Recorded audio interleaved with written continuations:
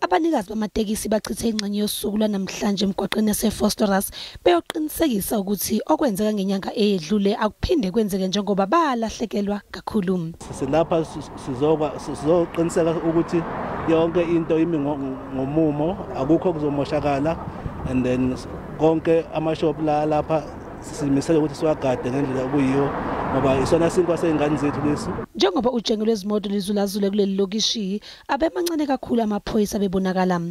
Abanikazi bamabhizinisi baphume ngobuningi.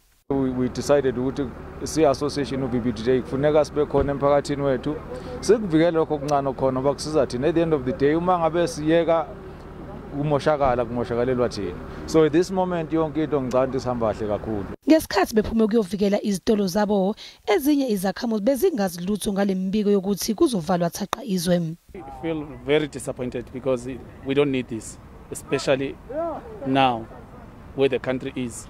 Kulaba abazwile ukuthi kungenzeka kube nemibhikisho ebizophazamisa ukusebenza kwezwe, lamadoda anqoba ukungalali ukuyovikela izitolo endaweni. Mina I'm hoping ukuthi it's a false alarm leyo nto leyo ukuthi bazobuya futhi yabo ngoba is affectile as a community, as a society at large le ndaba leyo lutho. Ngokuqhubeka kosuku kulelilokishi ukwesabela ukuthi kungase kube khona ukuzitapela akuzange kube khona.